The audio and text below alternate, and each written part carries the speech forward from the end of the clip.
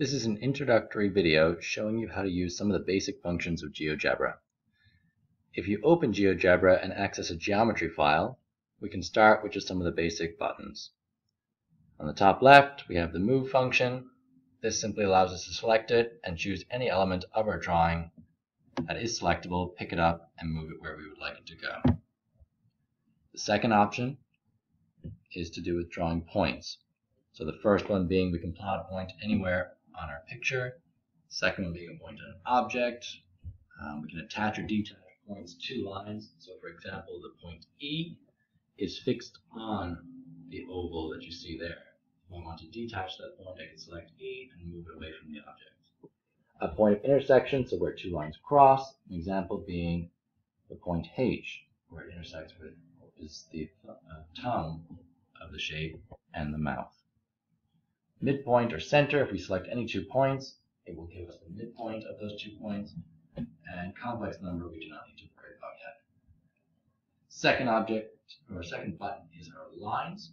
So we have an option to draw a line segment, a segment with a given length, array, a polyline, which we don't really need to worry about yet, and a vector, or vector from a point.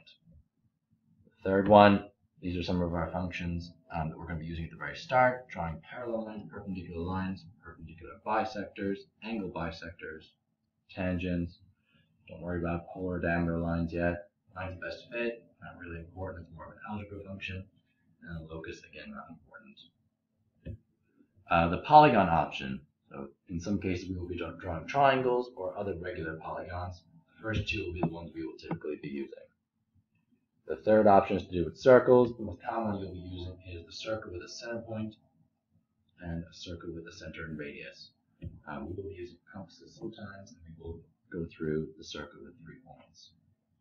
Arcs and semicircles, you may use those, but those will be ones you'll experiment with in your own time. Fourth option, ellipses, hyperbolas, parabolas. We do touch on this in geometry, but it's at the very end, and it's a very small section, so don't worry about it too much. Angles, very important for us. This is our measurement tool as well. So we can draw an angle with a given size. We can measure an angle. We can do the length of a line segment. We can find the area of a polygon or shape.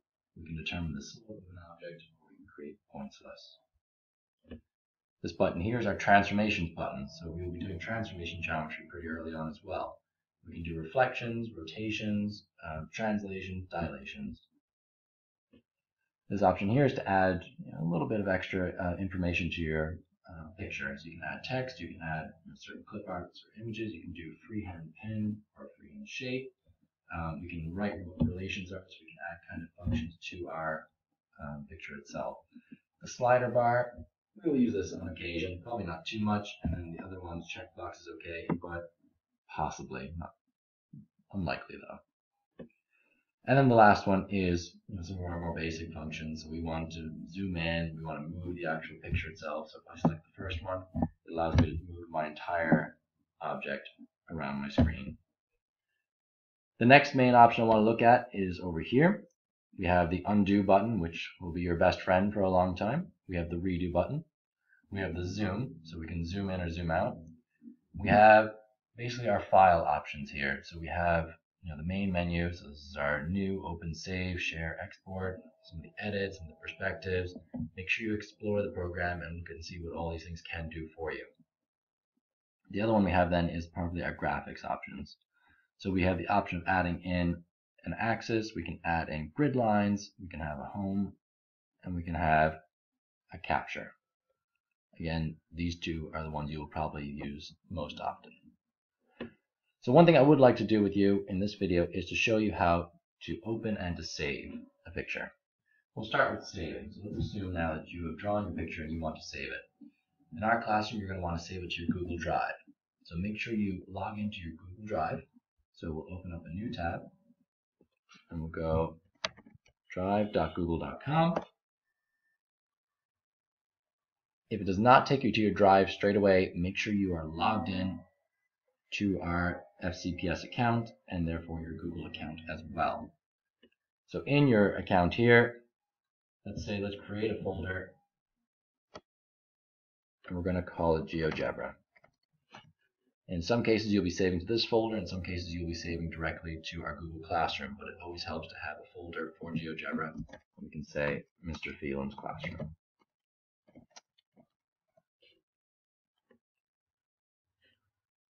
And we can see it appears up here. So let's go back to our GeoGebra file.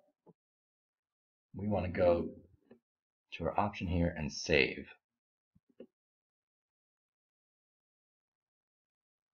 Now, in this one, we do not want to create a GeoGebra account because it just gets lost amongst all the GeoGebra stuff. What we want to do is we want to save it to our Google account.